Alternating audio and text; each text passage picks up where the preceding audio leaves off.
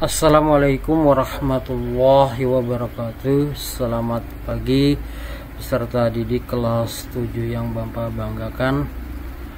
Apa kabarnya? Semoga selalu dalam keadaan sehat walafiat. Bertemu kembali dengan Bapak Muhammad An Malik dalam mata pelajaran ilmu pengetahuan alam. Seperti biasa, sebelum Bapak menyampaikan atau sebelum kita memulai pembelajaran kali ini, kita buka dulu bersama-sama dengan membaca basmalah. Bismillahirrahmanirrahim. Pada pertemuan yang ke-22 ini, Bapak akan menyampaikan materi tentang transformasi energi di dalam sel. Tujuan pembelajaran kali ini adalah peserta didik diharapkan mampu menjelaskan transformasi energi di dalam sel. Transformasi energi di dalam sel. Telah kalian ketahui bahwa tubuh memerlukan zat-zat makanan seperti karbohidrat, protein, dan lemak untuk menghasilkan energi. Zat-zat makanan tersebut akan mengalami proses pencernaan dan pengubahan energi di dalam tubuh. Energi tersebut akan digunakan untuk melakukan berbagai aktivitas, ya. Nah, seperti berjalan, berbicara, dan lain-lainnya. Zat makanan yang dicerna tubuh selanjutnya mengalami pemecahan secara kimia sehingga menghasilkan yang namanya energi.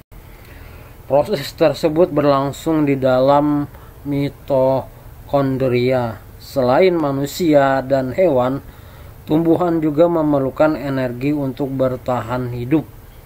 Nah, jadi transformasi energi di dalam sel yang pertama adalah bagaimana makhluk hidup memperoleh energi. Semua makhluk hidup itu memerlukan energi untuk melakukan yang namanya proses kehidupan. Makhluk hidup seperti tumbuhan dan manusia memperoleh energi melalui proses yang berbeda.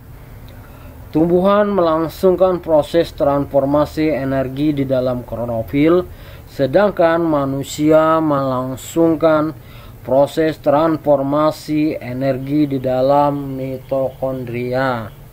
Yang pertama, yang A, yaitu transformasi energi di klorofil. Klorofil adalah zat hijau daun yang terdapat di kloroplas. Kloroplas merupakan organel sel yang hanya terdapat dalam sel tumbuhan dan ganggang tertentu. Kloroplas pada sel tumbuhan berbentuk cakram dengan diameter 5-8 mikrometer dan 2-4 mikrometer. Klorofil terletak pada bagian kloroplas yaitu tilakoid. Klorofil akan menangkap cahaya matahari dan mengubah energi cahaya matahari menjadi energi kimia dalam bentuk ATP, yaitu adenosin trifosfat, ya. Yang mana ATP ini yang sebelum terjadinya itu ada energi kimia. Energi kimia tersebut digunakan untuk mengubah karbon dioksida atau CO2 dan air atau H2O menjadi glukosa dan senyawa kompleks lainnya yang melalui proses fotosintesis. Yang bisa dilihat pada gambar.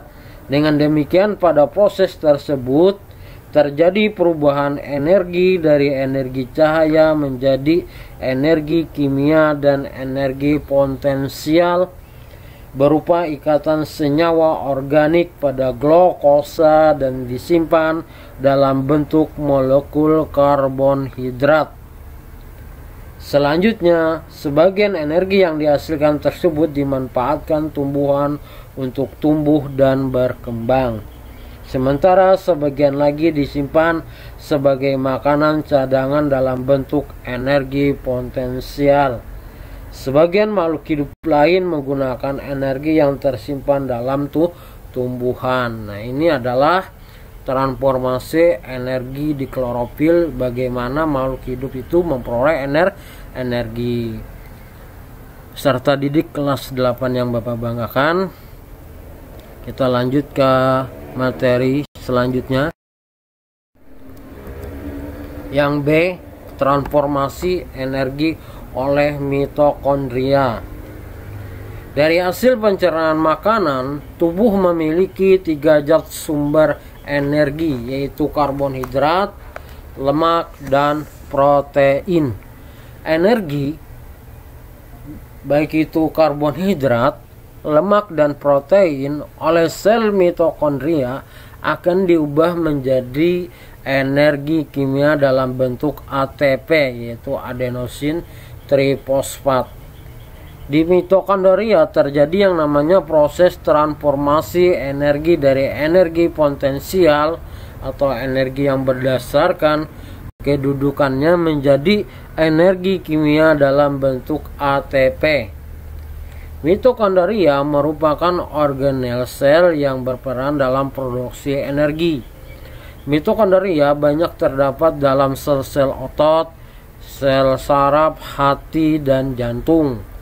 Mitokondria terdiri atas 4 bagian, yaitu membran luar, membran dalam, ruang intermembran, dan matrik. Ya, nah bisa kalian lihat pada gambar, yang mana pada gambar tersebut apa akan menjelaskan. Diketahui bahwa karbohidrat, lemak, dan protein diubah terlebih dahulu menjadi asetil CoA sebelum memasuki mitokondria. Pembentukan asetil CoA terjadi melalui serangkaian reaksi kimia kompleks di dalam sitoplasma sel. Pada tahap ini juga dihasilkan energi dalam bentuk ATP, tetapi jumlahnya kecil. Pada tahap selanjutnya, asetil CoA akan mengalami serangkaian reaksi kimia seperti siklus Krebs dan sistem transport elektron sehingga menghasilkan ATP. ATP inilah yang akan digunakan sebagai energi untuk melakukan berbagai aktivitas makhluk hidup. Nah, ini adalah transportasi energi oleh mitokondria. Ya. Nah, ini skemanya dari penjelasan yang Bapak sampaikan tadi. Nah, bisa kalian lihat prosesnya gimana. Nah, kemudian yang kedua adalah metabolisme sel. Ya. Kalian telah mengetahui bahwa dalam tubuh makhluk hidup itu mengalami transformasi energi yang digunakan untuk beraktivitas.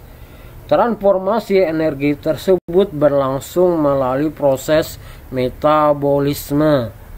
Apakah metabolisme itu? Proses apa saja yang termasuk metabolisme?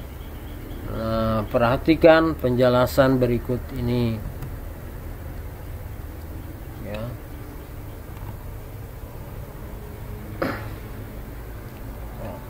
Metabolisme tadi adalah yaitu untuk menghasilkan yang namanya transformasi energi yang berlangsung melalui proses metabolisme. Nah, dalam melangsungkan metabolisme ini ada 2 macam reaksi metabolisme, yaitu yang pertama adalah anabolisme atau fotosintesis. Berdasarkan cara memperoleh makanan, makhluk hidup dapat dibedakan menjadi 2, yaitu heterotrof, yaitu menggantungkan makanannya kepada makhluk hidup lain. Contohnya adalah hewan dan manusia. Dalam arti heterotrof ini adalah tidak bisa membuat makanan sendiri. Dan autotrof, Itu dapat menyediakan makanannya sendiri dalam artian mampu membuat makanannya sendiri, yaitu tumbuhan yang melalui proses yang namanya fotosintesis. Jadi hewan dan manusia itu bergantung kepada tumbuhan. Tumbuhan dapat membuat makanan sendiri melalui yang namanya fotosintesis. Fotosintesis adalah proses pembentukan makanan, dalam hal ini glukosa dari molekul anorganik CO2 dan H2 dengan bantuan cahaya. Proses pembentukan molekul kompleks glukosa dari molekul sederhana CO2 dan H2O dinamakan anabolisme.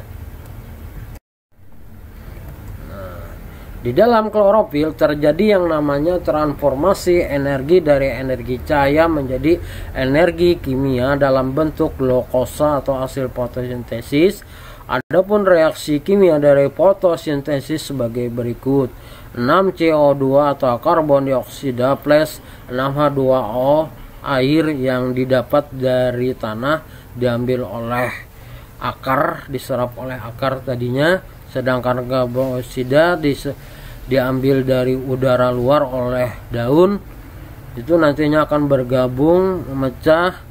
Klorofil yang ada di daun akan pecah oleh cahaya sinar matahari atau ultraviolet menjadi C6H12O6 atau dikenal dengan gula atau glukosa, dan menghasilkan 6O2 atau oksigen, yang mana oksigen ini sebagian digunakan oleh makhluk hidup untuk tumbuh dan berkembang, sebagian dilepaskan ke udara yang digunakan oleh makhluk hidup lain, yaitu manusia dan hewan.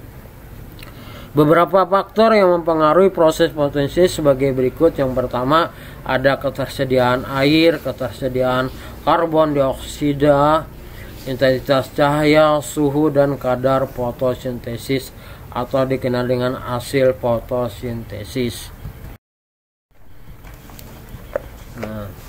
Yang kedua, katabolisme atau respirasi.